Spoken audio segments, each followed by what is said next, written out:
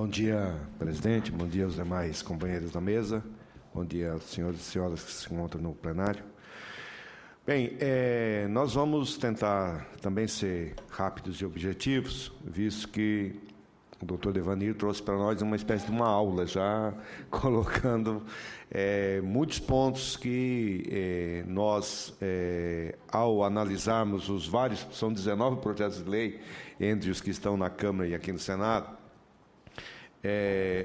já tivemos, inclusive, audiência pública na Câmara dos Deputados, participando, e temos, digamos, algumas questões que já foram, inclusive, levantadas em parte aqui pelo doutor Devanir. Isso facilita, então, um pouco a gente discorrer sobre o assunto.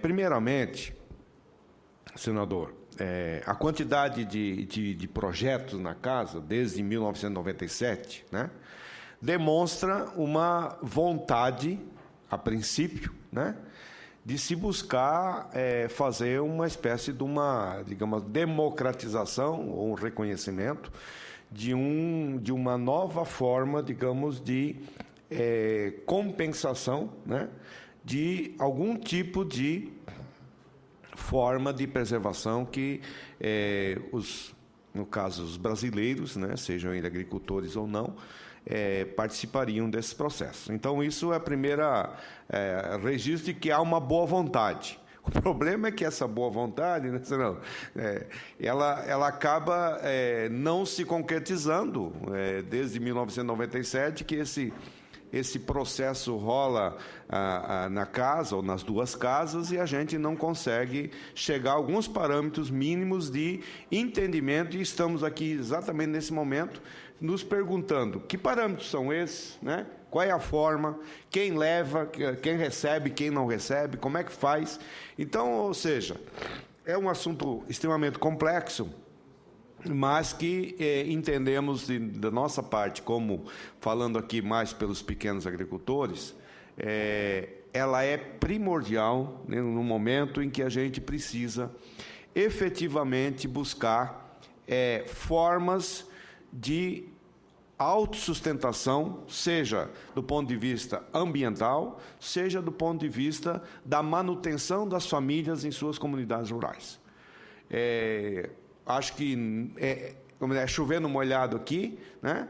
Mas o novo código traz uma nova realidade em que a agricultura terá que mudar concretamente a sua forma e o seu meio de produção, efetivamente. Não talvez a curto prazo, mas a médio e longo prazo, com certeza haverá mudanças significativas.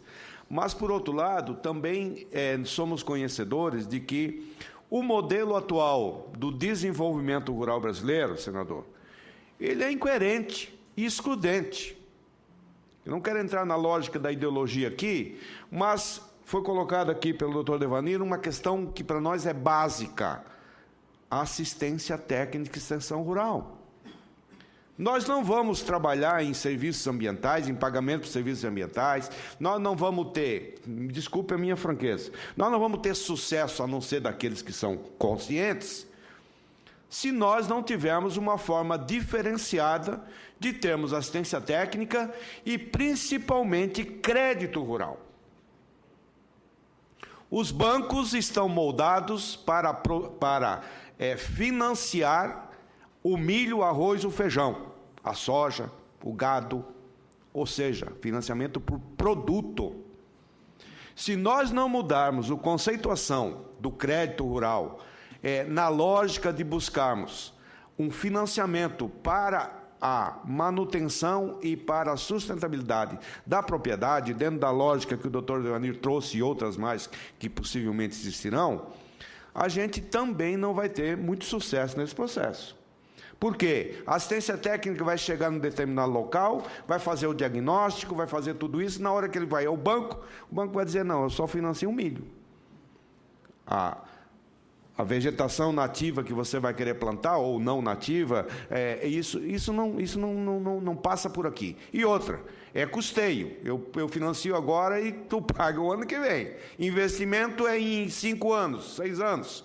Ou seja, são mudanças, na nossa avaliação, mudanças de estrutura para que a gente possa ter efetivamente uma lógica de se trabalhar a busca da questão do pagamento de serviços ambientais. E entrando um pouco, senador, nessa questão dos serviços ambientais, aí nós temos uma gama enorme, né, que passa desde o econômico, pelo ideológico, pelo lazer, pelo paisagismo, por uma série de fatores que eu não vou entrar aqui no lado bom ou ruim de cada um. Tá? Mas que eu vou me centrar numa questão que entendemos ser fundamental. Eu acho que nós precisaríamos ter muito claro, primeiro, eu acho que o doutor Devanir nos traz, a questão das APPs e da reserva legal. Bem, isso é lei, ok, é lei. Agora, se não tiver agricultor lá colocando isso, preservando dentro da lei, não vai existir. Nas cidades nós não vamos fazer APP na reserva legal.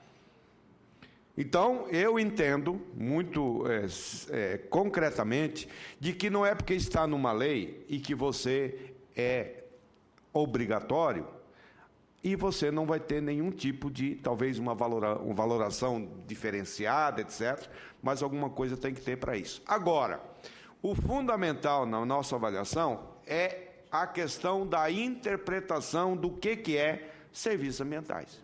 E aí é aquilo que eu coloquei. Nós vamos entrar numa seara difícil, complicada, vamos ter várias e várias interpretações, né? Agora, no nosso entendimento, o meio rural, e eu hoje vivo no urbano, tá? Para vocês não me confundirem.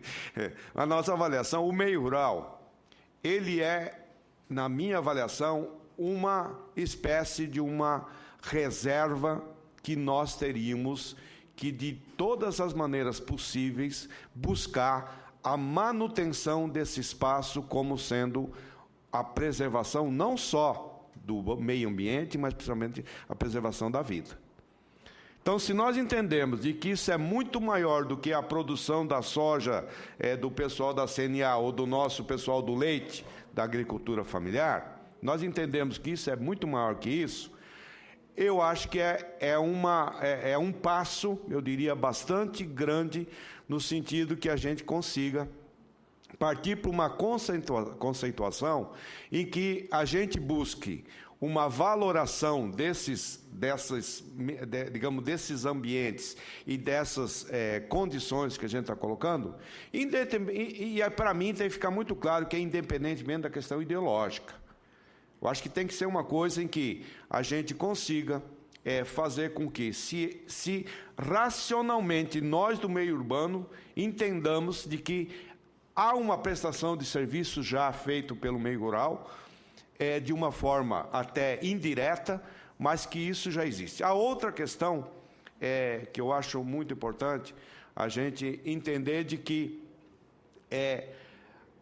a forma que nós teremos que trabalhar isso, ela tem que passar necessariamente também por um processo da pesquisa agropecuária, minha gente.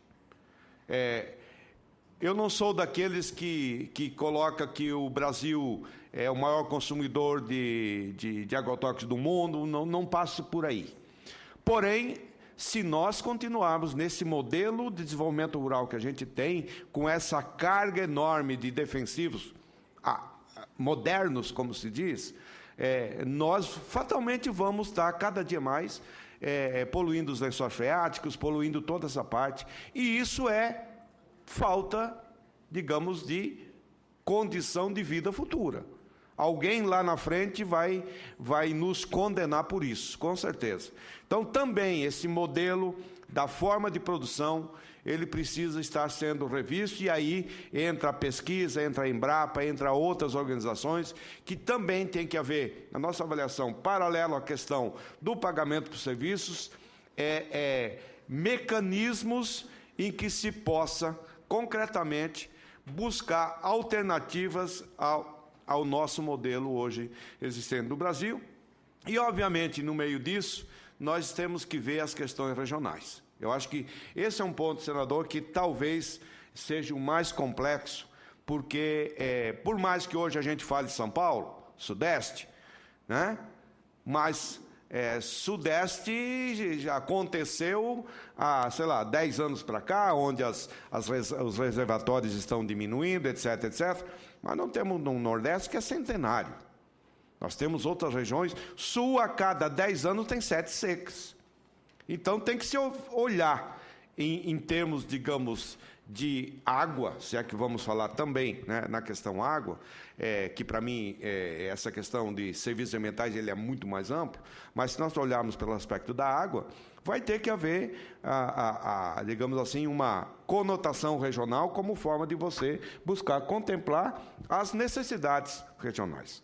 E aí os arranjos também provavelmente terão que ser regionais e entrar numa lógica em que se busque concretamente trabalhar naquilo que é, talvez, a melhor solução possível, que seria nós termos uma busca conjunta dentro da lógica da solidariedade, campo-cidade, como se diz, né, buscando um equalizador comum para todos nós. Eu acho que essa é a nossa expectativa e essa é a nossa busca, senador, e na nossa contribuição que a gente quer dar junto aos senhores. Obrigado.